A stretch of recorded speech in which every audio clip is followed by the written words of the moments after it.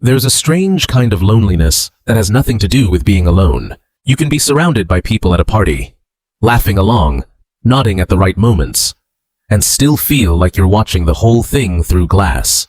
Not because you dislike anyone, not because you're shy, but because something in you keeps noticing things nobody else seems to notice, keeps asking questions nobody else seems to ask, and keeps waiting for a conversation to go somewhere it never quite goes. If you've ever left a social gathering feeling more drained than connected, even though nothing went wrong, this video is about you. Because here's the paradox. Almost nobody talks about intelligence. The very trait that's supposed to make life easier can be the exact thing that makes friendship harder. Not impossible, just harder. In ways that are rarely explained and even more rarely validated. Let's talk about why. We grow up with a quiet assumption. If you're smart, everything should come easily. Grades, jobs, opinions, people respect. So when friendship doesn't come easily, it feels like a personal failure. Something must be wrong with you. But friendship isn't an intelligence test. It's a compatibility test. And compatibility depends on something intelligence doesn't automatically provide. Shared pacing. Highly intelligent people often process information faster, make connections between ideas more quickly, and get bored of surface-level exchanges sooner. That's not arrogance. It's neurology. People with higher fluid intelligence tend to move through information at a noticeably different rate than average, which sounds like an advantage until you realize conversation is a shared rhythm, not a solo sprint. When one person is thinking 3 steps ahead, while the other is still on step 1, the gap doesn't feel like intelligence. It feels like distance. Highly intelligent people tend to have unusually specific, unusually deep interests. Not, I like history, but a genuine fascination with, say, the political economy of 15th century trade routes. Not, I like psychology, but hours spent thinking about the mechanics of self-deception. This depth is a gift. It's also isolating. Most social circles are built around breadth, not depth. Shared shows, shared memes, shared small talk that keeps everyone comfortably in the same lane. When your genuine interests sit several lanes over, you face a choice almost every week. Shrink your enthusiasm down to something digestible, or risk watching people's eyes glaze over mid-sentence. Do that enough times, and you learn to just not bring it up. You start editing yourself before you even open your mouth. And slowly, the parts of you that made connection possible, your curiosity, your specificity, the thing that makes you, get quietly filed away as too much. That's not friendship. That's self-censorship wearing a friendly face. Here's something rarely said out loud. A sharp mind doesn't just analyze ideas, it analyzes people. Every conversation becomes data. Every pause becomes a signal. Every slightly off comment becomes a small puzzle demanding to be solved. This sounds like an advantage for reading people, and sometimes it is. But it comes with a cost most people never mention. Intelligence doesn't just notice more, it doubts more. Did that joke land wrong? Was that silence awkward or comfortable? Did I talk too much just now? A highly analytical mind can spiral through a 2-minute exchange for the rest of the day, replaying it, dissecting it, extracting lessons from a moment everyone else has already forgotten. This isn't insecurity in the way people usually mean it. It's precision aimed at the wrong target. The same processing power that solves problems at work gets redirected inward, cross-examining a conversation that was, in reality, completely fine. The result: highly intelligent people often appear more reserved, more cautious, more hard to read, not because they don't care about connection, but because they're quietly running background checks on every interaction in real time. There's a specific kind of exhaustion that comes from being the smart one.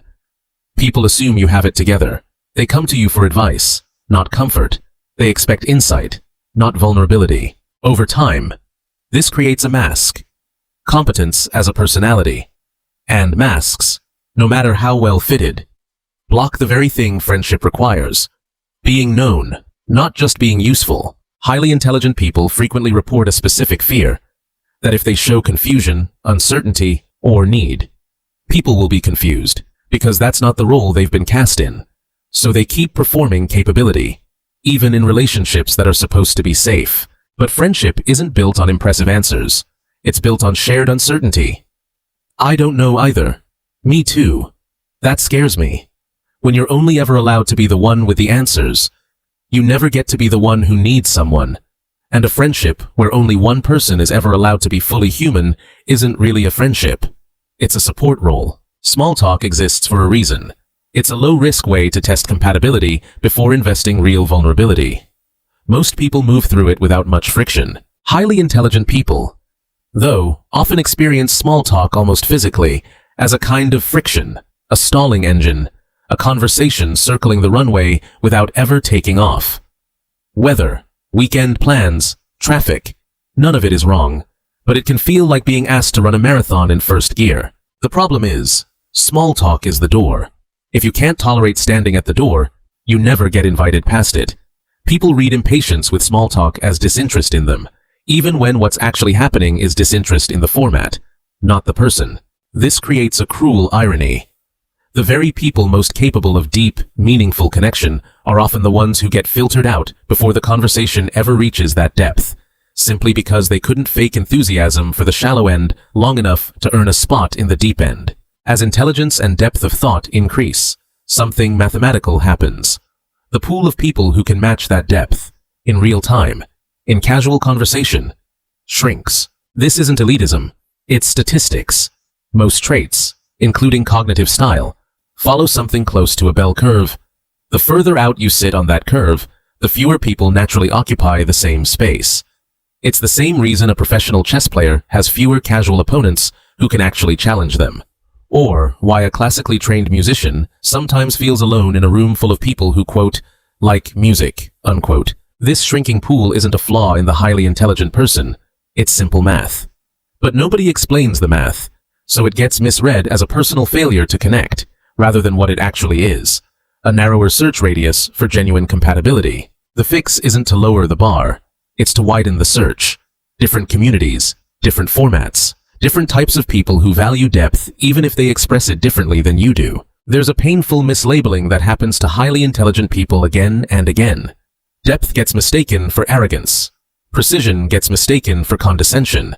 Curiosity about why something is true gets mistaken for showing off. Correcting a factual error, even gently, can be read as needing to be right. Asking a follow-up question that goes one layer deeper than expected can be read as making things complicated. None of this is intentional superiority. It's often just genuine engagement, but intention doesn't always land the way it's meant to. This creates a bind. Soften yourself into blandness to be liked, or stay fully yourself and risk being labeled difficult. Neither option feels like real connection. The actual solution is neither. It's finding people who don't require you to choose. People secure enough in themselves that your depth reads as interesting, not threatening.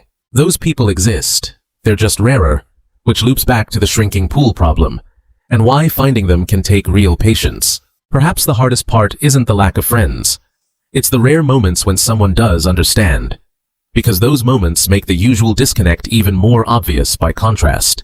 You meet someone who gets the joke without explanation, who follows the tangent without getting lost, who sits comfortably in silence without needing to fill it.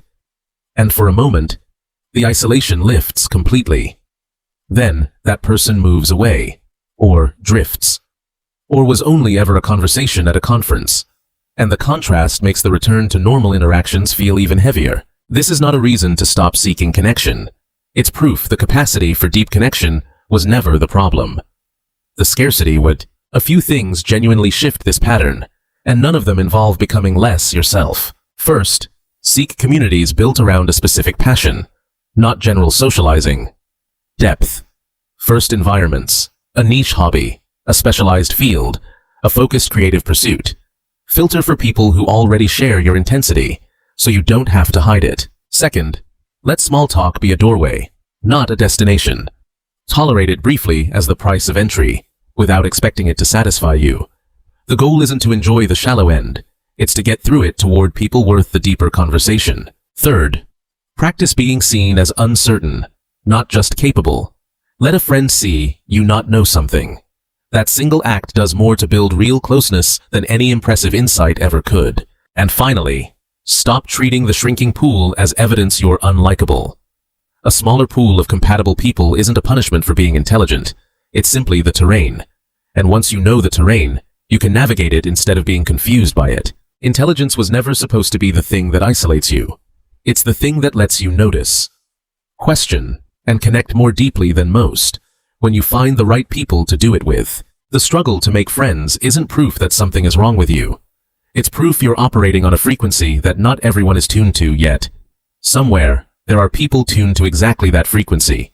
The work isn't becoming easier to understand. It's finding the people who already understand. If this describes something you felt but never had words for, you're not as alone in it as it feels. Let me know in the comments. Has this ever happened to you? And if you want more videos exploring the hidden costs of the traits that make us who we are, subscribe. There's a lot more to unpack.